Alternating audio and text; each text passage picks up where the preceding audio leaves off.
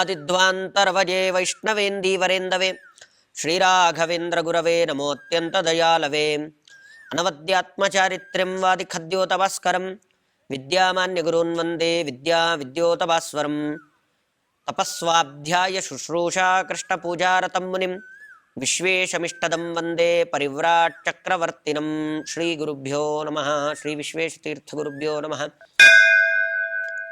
ಭಗವಂತ ರಾಮಾವತಾರದಿಂದ ಕೃಷ್ಣಾವತಾರದಿಂದ ಎಲ್ಲ ಸಜ್ಜನರ ಅನುಗ್ರಹಕ್ಕೋಸ್ಕರವಾಗಿ ಲೀಲೆಗಳನ್ನು ತೋರಿಸ್ತಾ ಯಾವ ರೀತಿಯಲ್ಲಿ ಒಬ್ಬ ವ್ಯಕ್ತಿ ತನ್ನ ಜೀವನದಲ್ಲಿ ಎಂಥದ್ದೇ ಕಷ್ಟಗಳು ಬಂದರೂ ಕೂಡ ಯಾವ ರೀತಿಯಲ್ಲಿ ಜೀವನವನ್ನು ನಡೆಸಬೇಕು, ತನ್ನ ಜೀವನಕ್ಕಾಗಲಿ ಅಥವಾ ಜೀವಕ್ಕಾಗಲಿ ತೊಂದರೆ ಆಗದೇ ಇರುವ ರೀತಿಯಲ್ಲಿ ಸಮರ್ಪಕವಾಗಿ ಸಮಸ್ಯೆಗಳನ್ನು ಯಾವ ರೀತಿಯಲ್ಲಿ ಎದುರಿಸಬೇಕು ಅನ್ನುವ ಒಂದು ಬಹಳ ದೊಡ್ಡ ಸಂದೇಶವನ್ನು ಕೊಡೋದರ ಜೊತೆಗೆ ಅವತಾರ ಕಾರ್ಯ, ಸಜ್ಜನರ ರಕ್ಷಣೆ, ಕ್ಷತ್ರಿಯರ ಬಹಳ ಪರಮಧರ್ಮ ಸಜ್ಜನರನ್ನು ರಕ್ಷಣೆ ಮಾಡೋದು, ದೇಶ ಸುಭಿಕ್ಷವಾಗಿ ಇರುವ ಹಾಗೆ ನೋಡ್ಕೊಳ್ತಕ್ಕಂತಹ ಋಷಿಮುನಿಗಳು ಮಾಡುವ ಯಜ್ಞ ಯಾಗಗಳನ್ನು ರಕ್ಷಣೆ ಮಾಡೋದು. ಈ ದೃಷ್ಟಿಯಿಂದ ಭಗವಂತ ತಾನು ಸ್ವತಃ ತಾನೇ ಕಾಡಿಗೆ ಬಂದಿದ್ದಾನೆ. ಅದಕ್ಕೆ ಕಾರಣ ಕೈಕೇಯಿಯನ್ನು ಸುಮ್ಮನೆ ಕಾರಣ ಅಂತ ಹೇಳ್ತಾರೆ, ಆದರೆ ಭಗವಂತ ತಾನು ಅವತಾರ ಮಾಡಿದ್ದರ ಉದ್ದೇಶವೇ ದುಷ್ಟಕ್ಷತ್ರಿಯರನ್ನು ಸಂಹಾರ ಮಾಡೋದು ಅಂತ, ರಾಕ್ಷಸರ ಸಂಹಾರ ಮಾಡಬೇಕು ಅಂತ. ಹೀಗೆ ಭಗವಂತ ತಾನು ಯಾವ ಅಂಥ ದೊಡ್ಡ ಕಷ್ಟದ ಪರಿಸ್ಥಿತಿ ಬಂದಾಗಲೂ ಕೂಡ ಯಾವುದೇ ತಾನು ದುಃಖಕ್ಕೆ ಒಳಗಾಗದೆ, ಭಗವಂತನಿಗೆ ದುಃಖ ಅನ್ನೋದು ಇಲ್ಲವೇ ಇಲ್ಲ, ಆದರೂ ಸಾಮಾನ್ಯರಂತೆ ತಾನು ದುಃಖವನ್ನು ತೋರಿಸಬೇಕಾಗಿತ್ತು, ಆದರೆ ಅದನ್ನು ತೋರಿಸೋದಿಲ್ಲ. ಯಾಕೆಂದರೆ ಕಷ್ಟ ಸುಖ ಅನ್ನೋದು ಜೀವನದಲ್ಲಿ ಬರ್ತಾ ಇರುತ್ತೆ, ಅದರಲ್ಲಿ ನಾವು ಕೆಳಗಡೆ ಹೋಗಬಾರ್ದು ಅನ್ನೋದನ್ನು ತೋರಿಸಿ ಲಕ್ಷ್ಮಣ ಸೀತೆಯ ಸಹಿತನಾಗಿ ಭಗವಂತ ತಾನು ಕಾಡಿಗೆ ಹೊರಟಿದ್ದಾನೆ. ಕೃಷ್ಣ ಪರಮಾತ್ಮನೂ ಕೂಡ ಘಂಟಾಕರ್ಣ ಮೊದಲಾದ ಪ್ರಸಂಗಗಳೆಲ್ಲ ಸೂಚಿಸುವ ಹಾಗೆ ಬದರಿಗೆ ಅದಿತಿ ತಾಯಿಯ ಒಂದು ಆಶಯದ ಮೇರೆಗೆ ತಾನೂ ಕೂಡ ಬದರಿಕಾಶ್ರಮಕ್ಕೆ ಸತ್ಯಭಾಮೆಯ ಸಮೇತನಾಗಿ ತಾನು ಹೊರಟಿದ್ದಾನೆ ಅನ್ನುವ ವಿಷಯವನ್ನು ಹೇಳಿ, ಮುಂದೆ ಭಗವಂತ ಎಲ್ಲೆಲ್ಲಿ ತಾನು ಭೇಟಿ ಕೊಡ್ತಾನೋ, ಯಾವ್ಯಾವ ಸ್ಥಳಗಳಿಗೆ ಹೋಗ್ತಾನೋ ಆ ಎಲ್ಲ ಸ್ಥಳಗಳಲ್ಲಿದ್ದ ಋಷಿಮುನಿಗಳನ್ನು ಅನುಗ್ರಹ ಮಾಡ್ತಾನೆ. ಅಲ್ಲಿರುವ ಅವರಿಗೆ ತೊಂದರೆ ಮಾಡತಕ್ಕಂತಹ ರಾಕ್ಷಸರನ್ನು ಸಂಹಾರ ಮಾಡ್ತಾನೆ. ಅದರಲ್ಲಿ ಒಂದು ಪ್ರಸಂಗವನ್ನು ಹೇಳ್ತಾ ಆ ಶೂರ್ಪಣಕಿಯ ಪ್ರಸಂಗವನ್ನು ಹೇಳ್ತಾರೆ. ಅವಳು ತಾನು ರಾಮನನ್ನು ಆಸೆ ಪಡ್ತಾಳೆ, ಆದರೆ ಅದು ತಪ್ಪು ಅಂತ ಎಷ್ಟೇ ಒತ್ತಾಯ ಮಾಡಿ ತಿಳಿಸಿದರೂ ತಿಳ್ಕೊಳ್ಳೋದಿಲ್ಲ. ಅವಳ ಮೂಗನ್ನು ಲಕ್ಷ್ಮಣನಿಗೆ ಆಜ್ಞೆಯನ್ನು ಮಾಡಿ ರಾಮಚಂದ್ರ ದೇವರು ಅದನ್ನು ಕತ್ತರಿಸಲಿಕ್ಕೆ ಹೇಳ್ತಾರೆ. ಆಮೇಲೆ ಸಮತೀತ ಪರ್ವತ ಪುರೋಗ ದುರ್ಗಮಃ ಕರದೂಷಣಾದಿ ಸುಜನದ್ವಿಷೋ ಬಹೂನ್ ಸನಿಹತ್ಯ ವಿಶ್ವಭಯದಂ ಸುದುಸ್ಸಹಂ ನರಕಂ ಮಹಾತಮ ಉತಾನ ಯತ್ಕ್ರಮಾತ್. ಮುಂದೆ ಅವರ ರಕ್ಷಣೆಗೆ ಅಂತಲೇ ಕರಾದೂಷಣ ಮೊದಲಾದ ಸೈನ್ಯ ಶೂರ್ಪಣಕಿಯ ಜೊತೆಗೆ ಯಾವಾಗಲೂ ಓಡಾಡ್ತಾ ಇರುತ್ತೆ. ತಾನು ಒಬ್ಬಳೇ ಯಾವತ್ತಿಗೂ ಕಾಡಿಗೆ ಹೋದದ್ದು ಅಂತಿಲ್ಲ, ಅವಳ ಜೊತೆಗೆ ಈ ಕರದೂಷಣರು ಅವ್ರನ್ನ ಕರ್ಕೊಂಡೇ ಹೋಗ್ತಿರ್ತಾರೆ. ಬಹಳ ಪರಾಕ್ರಮಿಗಳು, ಬಹಳ ದೊಡ್ಡ ಸೈನ್ಯ ಅವರ ಜೊತೆಯಲ್ಲಿರುತ್ತೆ ಯಾವಾಗಲೂ.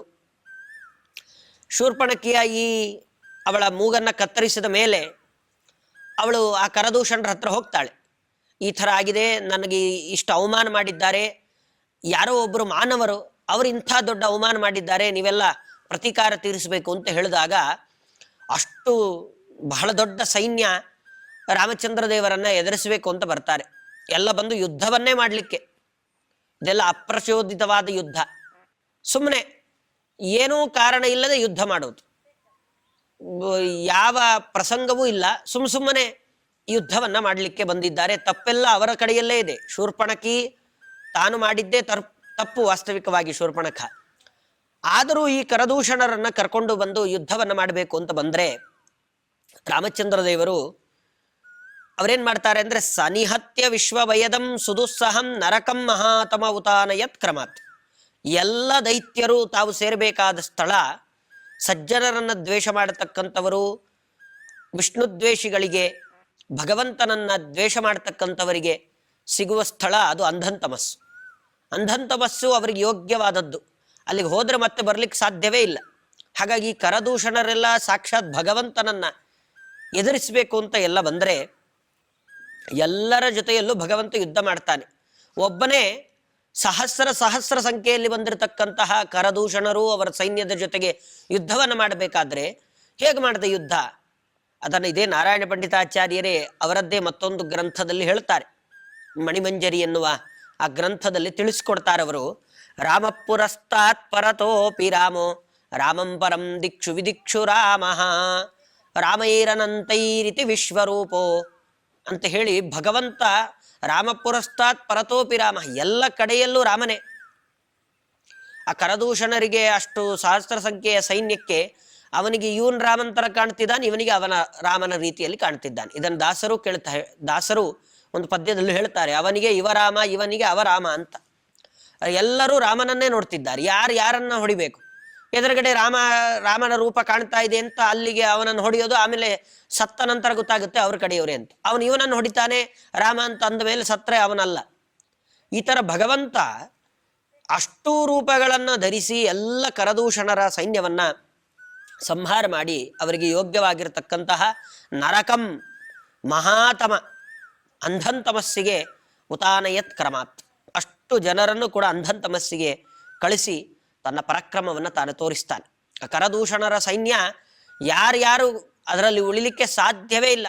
ಯಾರೋ ತಪ್ಪಿಸಿಕೊಂಡು ಓಡೋದವರು, ಯುದ್ಧಕ್ಕೆ ಬೆನ್ನು ಹಾಕಿ ಹೋದವರು ಉಳ್ಕೊಳ್ತಾರೆ. ಬಿಟ್ರೆ ಮುಂದೆ ಬಂದು ನಾನು ಯುದ್ಧ ಮಾಡ್ತೀನಿ ಅಂತ ಯಾರು ಬರ್ತಾರೋ ಅವ್ರು ಯಾರೂ ಉಳಿಲೇ ಇಲ್ಲ. ಎಲ್ಲರನ್ನ ಭಗವಂತ ಸಂಹಾರ ಮಾಡ್ತಾನೆ. ಏನೋ ಇಷ್ಟು ಚಿಕ್ಕ ಕಾರಣಕ್ಕೋಸ್ಕರ ಭಗವಂತ ಸಂಹಾರ ಮಾಡಿದ್ದ ಹಾಗಾದ್ರೆ? ಕರದೂಷಣರು ಯುದ್ಧಕ್ಕೆ ಬಂದ್ರು ಅದಕ್ಕೋಸ್ಕರ ಎಲ್ಲರನ್ನು ಸಂಹಾರನೆ ಮಾಡಿಬಿಡೋದ ಅಂದ್ರೆ ಅಷ್ಟೇ ಕಾರಣ ಅಲ್ಲ. ಅದು ಅಷ್ಟೇ ಕಾರಣ ಆಗಿದ್ದಿದ್ರೆ ಭಗವಂತ ಈ ಕೆಲಸ ಮಾಡಬೇಕಾಗಿರಲಿಲ್ಲ. ತಾನು ಆ ಚಿತ್ರಕೂಟ ಪರ್ವತ ಮೊದಲಾದ ಕಡೆಗೆಲ್ಲ ಭೇಟಿ ಕೊಟ್ಟಾಗ ಅಲ್ಲಿರುವ ಎಲ್ಲ ಆ ಋಷಿ ಕುಮಾರರು, ಚಿಕ್ಕ ಚಿಕ್ಕ ಮಕ್ಕಳುಗಳು, ಹೆಂಗಸರು ಅವರೆಲ್ಲ ಬಂದು ರಾಮನ ಹತ್ತಿರ ತಮ್ಮ ಕಷ್ಟಗಳನ್ನು ಹೇಳ್ಕೊಳ್ತಾರೆ. ನಮಗೆ ಇರ್ಲಿಕ್ಕಾಗ್ತಾ ಇಲ್ಲ, ಈ ರಾಕ್ಷಸರು ಬಂದು ಇಲ್ಲಿ ಸೇರ್ಕೊಂಡಿದ್ದಾರೆ, ನಾವು ವಾಸ ಮಾಡ್ತಕ್ಕಂತಹ ಸ್ಥಳ ಇದು, ಇಲ್ಲಿಗೆ ಇವರೆಲ್ಲ ಬಂದಿದ್ದಾರೆ, ನಾವು ಯಾವ ಸಹವಾಸವೂ ಬೇಡ, ನಗರಗಳ ಸಹವಾಸ ಬೇಡ ಅಂತ ಅವರಿಗೆ ಬಿಟ್ಟು ಕಾಡಿನಲ್ಲಿ ನಾವು ವಾಸವನ್ನು ಮಾಡ್ತಾ ಆಶ್ರಮಗಳಲ್ಲಿ, ಕಾಡಿಗೂ ಮತ್ತೆ ತೊಂದರೆ ಆಗದ ಹಾಗೆ, ಏನೋ ಕಾಡಲ್ಲಿ ಬಂದು ಇವರು ಮನೆ ಕಟ್ಟಿಕೊಂಡಿರೋದಲ್ಲ, ಕಾಡು ಹೇಗಿದೆಯೋ ಅದರ ಜೊತೆಯಲ್ಲಿ ಹಾಗೆ ವಾಸವನ್ನ ಮಾಡ್ತಾ ಇಲ್ಲಿ ಸಿಕ್ಕ ಪದಾರ್ಥಗಳನ್ನೇ ತಿಂತ ನಾವು ವಾಸ ಮಾಡಿಕೊಂಡಿದ್ರೆ ಇಲ್ಲಿಗೂ ಇವರು ಬಂದಿದ್ದಾರೆ, ನಮ್ಮ ನೆಮ್ಮದಿಯನ್ನು ಹಾಳು ಮಾಡ್ತಿದ್ದಾರೆ.